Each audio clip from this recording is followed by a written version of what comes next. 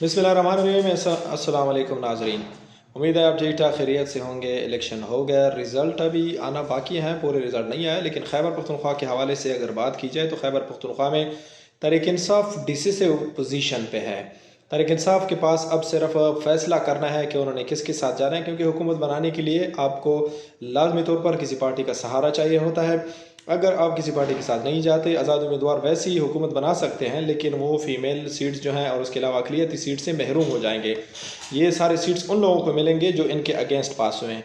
अगर मौलाना साहब की पार्टी से 7 लोग पास हुए हैं खैबर पख्तूनख्वा में, तो वो और मुस्लिम लीग नून के 5 हैं और पीपल पार्टी के 3 लोग पास हुए हैं, तो और 3 जमात इस्लामी के हैं।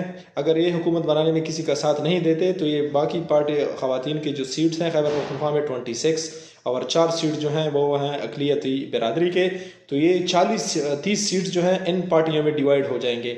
इसको ये फिगर के हवाले से नहीं देखा जाएगा किसके पास कितने फिगर हैं, तो पर MP या आधे MPA पे भी उनको एक सीट मिल सकती है। लेकिन अब चूँकि इस तरह हो नहीं सकता तो अब हुकूमत बनेगी।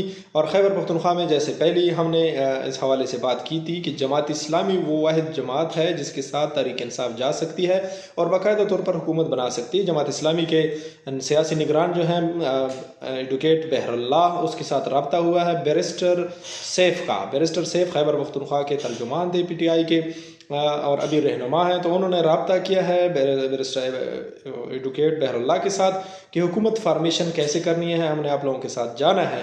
तो बहरुल्लाह एडवोकेट ने उनको कहा है कि मैं क़यादत से मशावरत के बाद जो है आपसे बात करूँगा मज़ीद, और वक्त मांग लिया, मुख्तलिफ उमूर पर बातचीत हुई है, लेकिन उन लोगों ने इस दावे को बिल्कुल दुरुस्त करा दिया है कि हम लोगों का आपस में रब्ता हुआ है, इसमें कोई दो राय नहीं है।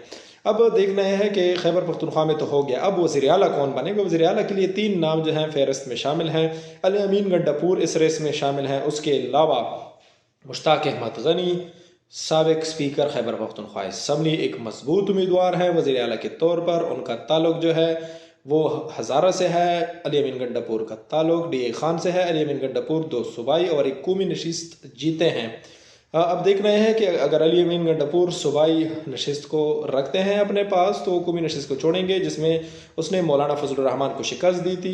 अली अमीन गंडापुर ने वहाँ पर 92,000 वोट लिए हैं और मौलाना फजलुर रहमान ने 59,000 वोट उसके मुकाबले में लिए हैं, यानी 40-41 हज़ार के मार्जिन से मौलाना को शिकस्त दी है।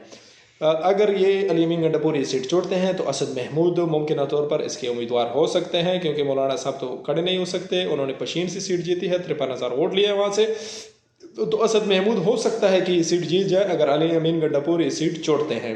दूसरी बात जो है मुश्ताक अहमद गनी, वो तो वैसे भी एक सूबाई हल्के से इलेक्शन जीते हैं।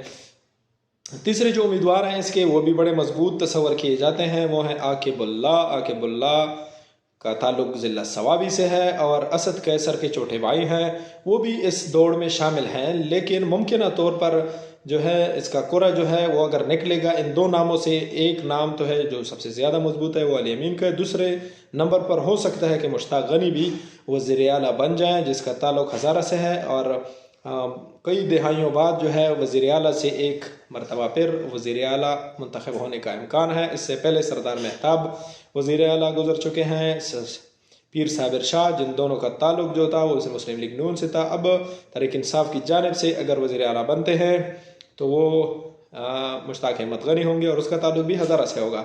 दूसरी जानिब अगर अली अमीन गंडापुर वज़ीर आला बनते हैं तो जनूबी अजला से इससे पहले 2 वज़राए आला रह चुके हैं।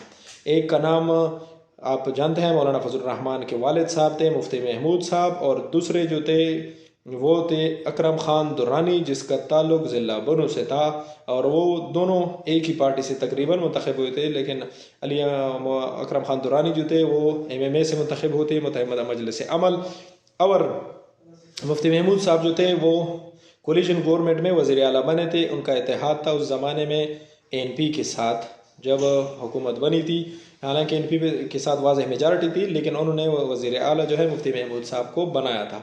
अब देखते हैं क्या सूरत हाल बनती है। मरकज़ में अगर देखें तो मरकज़ में तो बिल्कुल 92 सीट हैं तहरीक इंसाफ के मौजूदा वक्त। 9 सीटों का रिज़ल्ट अभी आना बाकी है। 8 मज़ीद आज़ाद पास हुए हैं और वो एक आज़ाद जो है अकील, बैरिस्टर अकील जो टेक्सला से पास हुआ है, उन्होंने तो अपनी सीट नून लीग को दे दी कि मैं नून लीग का उम्मीदवार हूँ, नून लीग ने मुझे टिकट नहीं दिया था, मैं आज़ाद हसीयत से खड़ा था, मैं नून लीग के साथ जाऊँगा।